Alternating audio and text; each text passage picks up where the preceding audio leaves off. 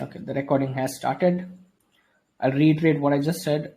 So this is the part. I received a few answers where I asked how to improve your communication skills, and this is what I heard, that we should try to speak to as many people as possible. This is a good way to test your skills, but first thing is you need to input a lot of things. You need to consume a lot of good content by watching, listening, and reading. One of the most important ingredient that we had naturally as a kid was curiosity. If you have noticed, kids, they ask a lot of questions, mostly silly questions. For us it is silly, for them it's learning. They ask questions in different way, they look at things in different perspectives, and then they try to understand. They ask a lot of questions because they are curious to know the answers. So this is what is mostly missing in people. There are a few more things that you need to add. One thing that is specifically missing is a mirror. Any idea why did I term this as a mirror?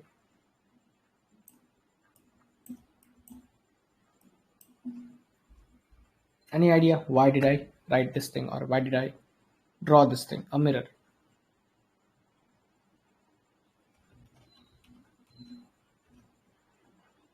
Anybody's perspective. Why do we need a mirror? I'm not talking about a physical mirror.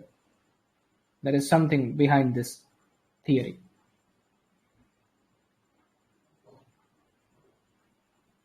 Just share a perspective. If it is wrong, that's completely fine. So that we can get to know our mistakes. Yes. And what is that thing called? Introspecting ourselves. Exactly. Thank you so much for the exact word. The word is introspecting.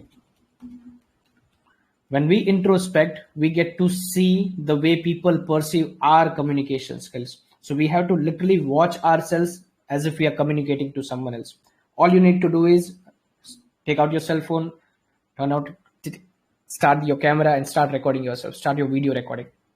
And then there are certain things that we can do. We'll discuss that later. But as of now, recording yourself and watching yourself speak is the most important thing, because this is how people perceive you.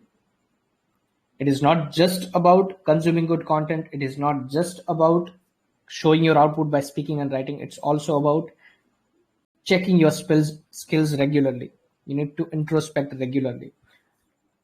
One thing that helps the learner is live feedbacks. Do you know what are live feedbacks?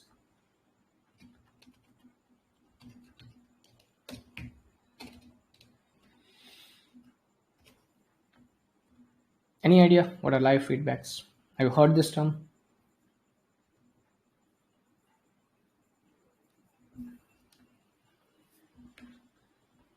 What is a feedback? You receive feedbacks when you make errors from someone who knows stuff. So constant live feedbacks when you make errors will tell your subconscious mind that this is wrong, and that will make you super conscious. There is a term that I use a lot. This is something that I learned from my mentor. She taught me a simple concept of ACE mindset.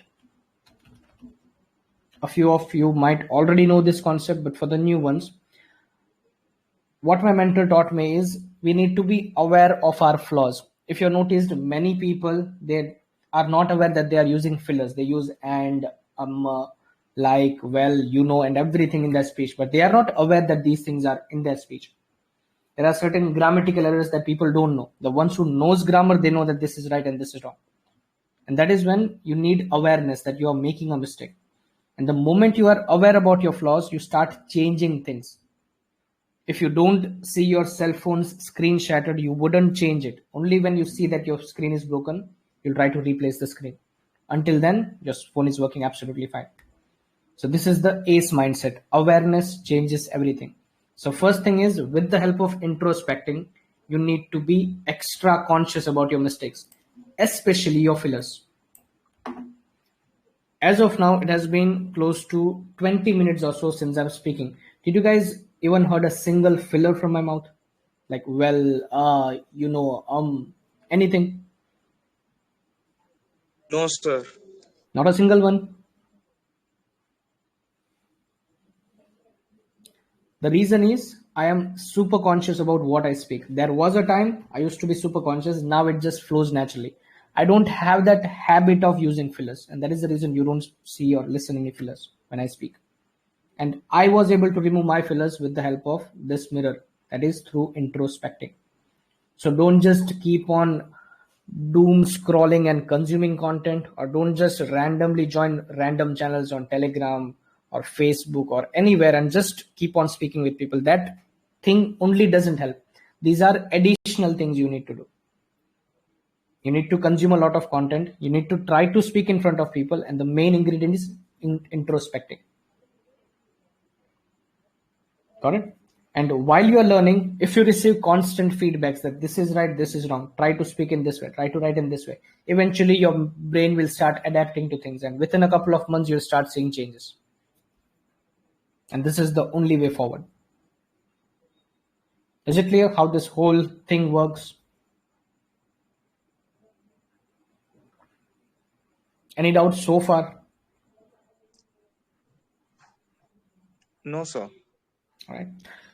Today, we'll talk about introspecting, because this is something that you can do manually. You don't need an expert to correct certain errors. Not all of them. You can correct some of your errors.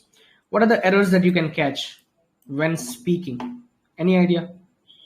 Let's say that you're listening to yourself, you're listening to a recording of yourself speaking for a couple of minutes. What are the things that you can catch? What are the errors that you can catch? Can you catch your own grammatical errors?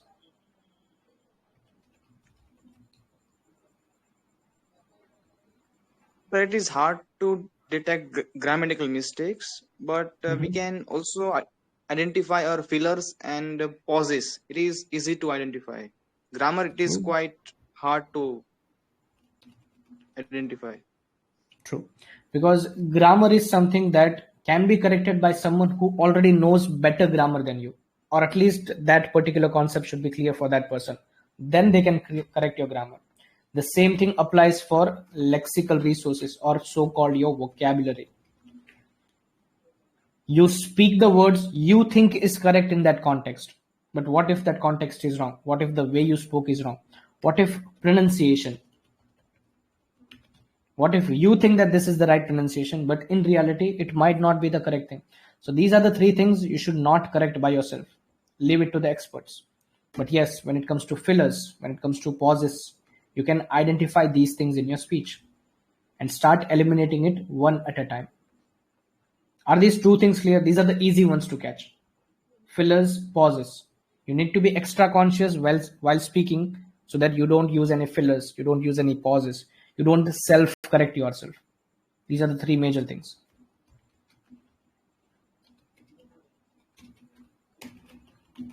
Or so-called repairs in your speech. So these are the three things.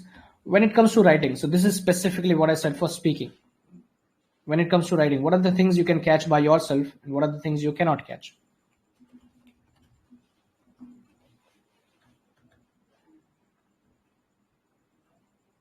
Any idea what are the things you can correct by yourself?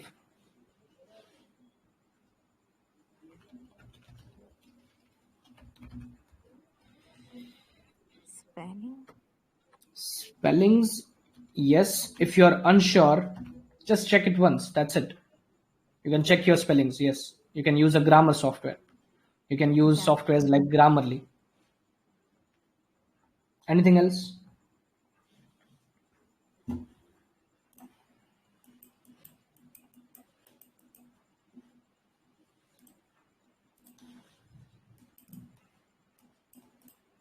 Can you ask yourself, is this legible? That means, is this readable to the person who is trying to read? So handwriting. Is it something that you can correct by yourself? Do you need an expert to tell you that do this like this or do it like this? This is something you can work on yourself. Can you work on grammar when it comes to writing? Not completely. Not completely. What you can do is start learning grammar simultaneously. Because while speaking, you cannot think about grammar. You cannot think about which verb to use or which tense to use. That is something that should happen spontaneously. Just like when you speak in your native language. When you speak in your native language, you don't have to think whether to switch to past tense, present, or future. It just flows. You don't have to think about pronunciation. It just flows. So grammar is something You can simultaneously improve and leave the actual grammar or the correct grammar to the experts. Anything else you can correct?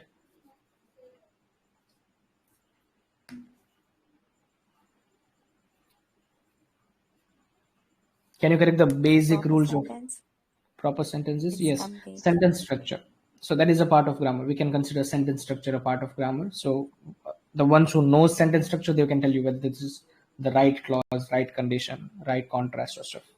So we'll leave that to grammar. Can you correct the basic errors like capitalization, punctuations? Is it too complicated to learn? It's just a few Google searches away, a few YouTube videos away from learning proper capitalization and proper punctuation. One thing that you should do after learning this is verify it right away from any random books. So once you learn capitalization, check the rules in books. Are they capitalizing the things as per the grammatical rule? And start marking them as if you're correcting them. So check box all the things that you find as per the rules. Same things for punctuations. Commas, semicolons, colons, full stops, end dash. There are a lot of things you can learn. So these are some of the basic things you can start introspecting without the help of a grammar expert or a person who is an expert in this field. You can do it by yourself. And this is a part of introspecting. And once you have this, make sure that you check your writing in a grammatical software. I personally use Grammarly and Pro Writing Aid. Learn how to use these two softwares. I personally use them. That is why I'm recommending. Is it clear? To correct basic grammar, you don't need an expert. But yes, if you want to learn how to make it better, yes, you need to simultaneously learn grammar. You need to learn how to implement those grammatical terms in your writing naturally. Once you get comfortable in this section, in the writing section, you will eventually see that you'll start using these things in your speaking as well. So speaking is not the first thing you master. That is the last thing you master when you're learning a new language. But when you're learning the primary language, your native language, mother tongue, this is something we learn first. But not for secondary, tertiary, or fourth language. How many languages you learn? Writing is always the first thing you should master. Because it allows you to think when writing. Speaking does not allow you to think. Right now, I don't have time to think which module should I teach, which question should I answer first. I'm just going with the flow according to the questions I receive. Is it clear? Writing allows you to think. And as Jordan Peterson said, there is no difference between writing and thinking. Good speakers are great thinkers. A person who can speak with proper fluency without any errors, that means they can think about their ideas clearly. Their ideas are organized, they know exactly what to say next. And this is why you should master writing before you master speaking. Right? One thing that tops both of them is listening. Listening is an underrated skill, but once you become a good listener, you start consuming content much faster than a normal person, because normally people just listen to things. People sometimes say, are you hearing me? That is even a lower level than listening. And the third level or the highest level in listening is observing with complete focus, or you can say sheer focus. And that is when we understand that, okay, I am pronouncing this word like this. Why are these people across the world pronouncing it differently? And that is when introspecting works. So you need to verify your speech, your language with people who are already either native speakers or who knows what they are speaking about, or good speakers. And that is something you can do or start doing by yourself. You don't need an expert to do that. All right. I've seen coaching classes doing this. They run these ads where they say 8-band guaranteed, 9-band guaranteed, and stuff like that. All bullshit, because try to understand this thing. Listening, reading, writing, and speaking are skills which takes time to master. Once you have these skills, in terms of IELTS, you just need to understand the concept. If you're going through a crash course or something, you just need 3 to 4 weeks to complete the whole thing. But if you're going slowly and properly with understanding the techniques and implementing them and practicing those things, maximum you need is 5 to 6 weeks to clear IELTS. So if someone tells you join a 3-month coaching class, that's absolutely bullshit. In 3 months, you cannot learn a language. Yes, you can learn the concepts, you can start implementing them, but this thing takes time. So invest a lot of time in this one. And if you've already started your IELTS preparation, 50% investment of your time should be here, learning these skills and mastering these skills, while making sure that you take care of input as well as output and simultaneously introspect. And once you're done with this, invest the remaining time to master listening, reading, writing, and speaking of IELTS. You just need to solve one module a day, and that is more than enough. Is it clear so far?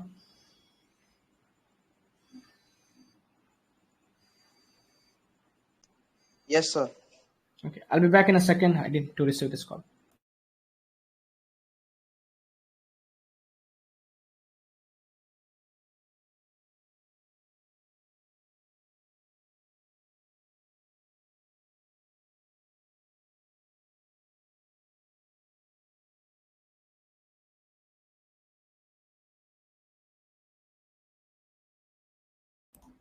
Okay, I'm back. Any questions so far in the things we covered?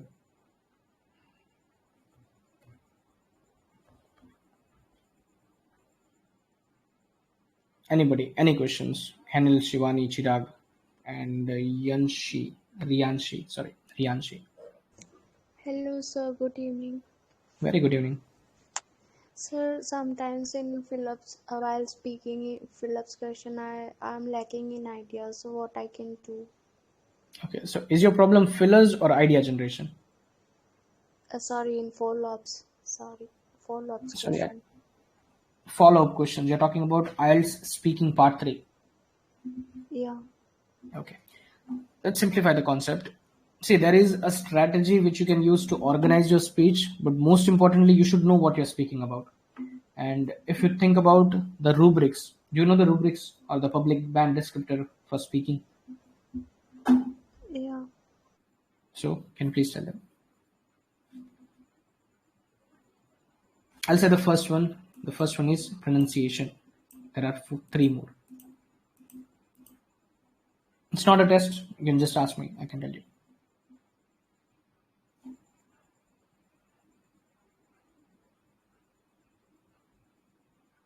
Okay, I'll say it. Anyways. So first and foremost is pronunciation. The second one is fluency. The third one is lexical resource. And the fourth one is grammatical range and accuracy. These are the 4 criteria on which you are assessed, not on the quality of your ideas or not on your IQ level. This is the best part about IELTS. So it's not that your ideas should be absolutely amazing. You should have basic knowledge of stuff. And for that, I would recommend research common topics. You need to improve your vocabulary. Okay. Let's say artificial intelligence is our topic. Do you know anything about artificial intelligence? Yeah, I know. Quite a few things. What if I change the subject to traveling? Do you know a few things about traveling?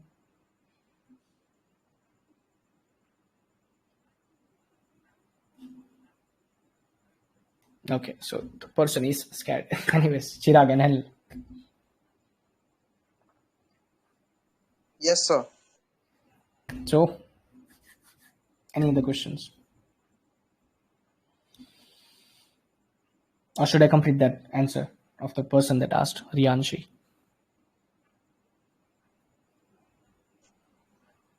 Sure, sir. Please complete that answer, sir. Yeah. See, as I said, when you change from one topic to another, you just need to know the basic idea of the language or the topic, and then the language picks in. I'll self-correct myself. First of all, you need to have the basic understanding of the topic, and then you should need to show your communication skills. You need to show that you have good command over the English language so that you can convey your message in the English language. That's it. And speaking part 3 is all about practice. Once you practice sufficiently, part 3 shouldn't be that challenging. You need to just speak your heart out in part 3. And I think Chirag and Henry, both of you know how to organize your speech in part 3. I've already covered this a couple of times in the past. Yes, sir. Perfect. Any other questions?